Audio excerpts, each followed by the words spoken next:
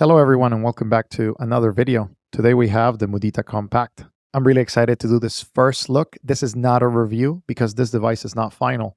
I have been given permission to share this with you guys and I'm really excited to showcase it because I think it's going to help a lot of people decide now at the pre-order and the Kickstarter and also for the future if this device is for you.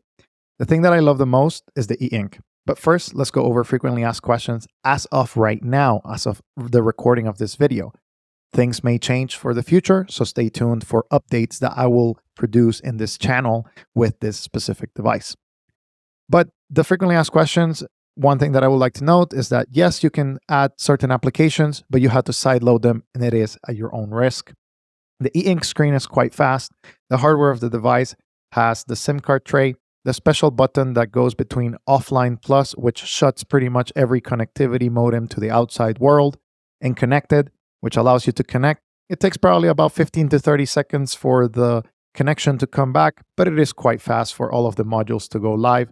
It has a 3.5mm headphone jack here in the top, the volume rockers, and a fingerprint scanner that works wonders and it works really fast. It also has USB-C. So it's definitely a lot of an improvement. The device, it is a little bit thick on the side, but it's not overwhelming and it actually feels good in the hand. I've been using it for the past 2.5 weeks or so, and I have enjoyed my time using it. As you see right there, I unlocked it with the fingerprint scanner. The calling experience, as you see right here, we have full bars, which is not the case with the Mudita Pure, for example. So they have worked hard at making sure that this device works in the United States. This is the global version, and I am still able to get full bars with T-Mobile, about 3 bars with AT&T, and 3 bars with Verizon here in the Denver metro area. Of course, it will be varied throughout the United States, but even the global version is going to have excellent coverage, which I thoroughly appreciate.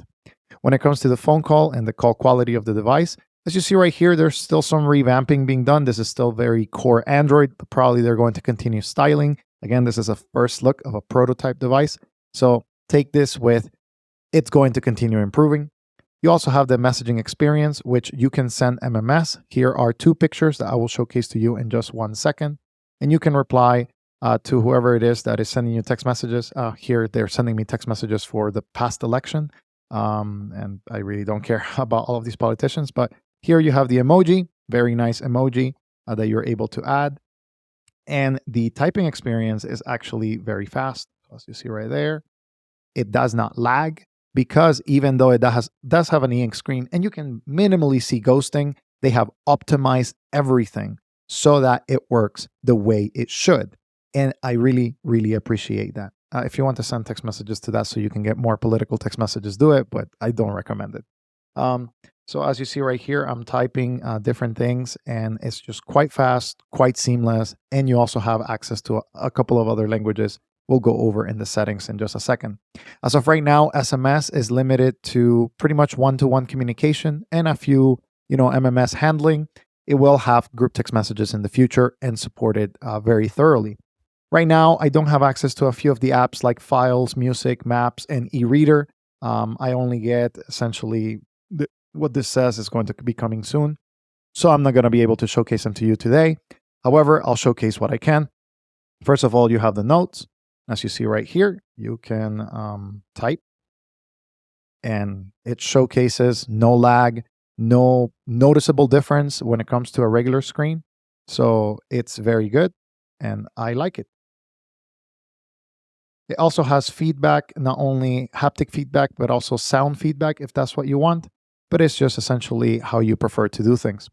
It does also have a recorder, which you can record. And here you can see how the number just goes up very seamlessly, very well organized for the e-ink screen to get priority. And it's excellently done. Personally, the software and the team working behind these apps is not only doing a great job with the design, but also with the optimization for some of these things. We're just going to save and leave, and you can access your recordings right there.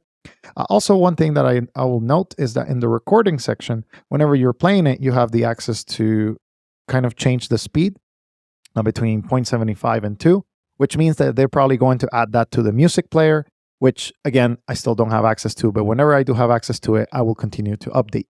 Of course, you see some refreshes from time to time, but again, The experience is very smooth and very seamless. As you see right here, you can multiply, you can add and subtract, and whatever it is that you want to do, it does it excellently well and pretty fast. Then you are going to go to the camera, which is something that a lot of people are going to be interested about. You do have a viewfinder, and this is probably the quote unquote worst experience just because, of course, e-ink does not reproduce as fast as an LED screen, but you can take a picture without many issues. And the preview, it's actually good. On device, you can notice a few details, but as you see in camera right now, as you see in the screen, this is the full picture, full details of what I have been able to test. And I personally like it. I do like the reproduction of colors, even though it is a quote unquote low megapixel count camera by today's standards. It's very good, very serviceable, and very nice for what they're trying to do. There are a few other applications that I'd like to highlight, like the weather. So you do have a weather application that you can get some weather data. You can add different cities and different locations, and it's using Open Weather and Mapbox in order to do some of these things. You also can increase the brightness. As you see, I've been using the lower brightness setting, and it still looks fine because e-ink is excellent when it comes to that. But you can go higher or lower depending on your needs. You also have different configurations for your sounds if you don't want to be disturbed. And you have a LED here in the back that you can do cold and warm temperatures. So if you want to have a warm temperature for the morning when you're waking up and trying to find your keys, you can also do a colder temperature for whenever you need a little bit more light, or you can do both. So you can do both for extra power and extra strength, which I really like. When it comes to the settings, you have network and connectivity, network and internet. Right now, it does have, as you see, T-Mobile. I'm connected to the Wi-Fi, and you can have the ability to do hotspot and tethering, Ethernet, USB. You also have connected devices for Bluetooth, which you can pair. The battery life, excellent battery life. With my testing, pretty decently use about a few phone calls a day, just testing here and there. 4 days, no issues. Standby, 6 days, no issues. And if they continue to improve this, I can definitely see it continue getting better and better and more consistent. Of course, if you have low signal, it's going to be hitting the battery life or if you make a bunch of phone calls and you communicate a lot throughout your day, or you listen to music via Bluetooth, it's going to deplete the battery slowly. But I definitely see this as a contender for an everyday device. And I'm excited that is going to be the case for a lot of people. I cannot update the device yet, but there are more updates that are going to be coming in the future. And I'm really excited to showcase that to you guys. It's going to be an excellent device. And if you haven't pre-ordered the device, you can do so in the description below. But this is a first look to the Mudita Kompakt. And I'm excited that I get to do these for the community. So if you have any questions or concerns or something that you would like to see, pass feedback to them, make sure to put it in the comments below. I'll be interacting with you guys, and I'm really excited to showcase more of this phone to you guys in the near future. Thank you for watching. I'll see you in the next time.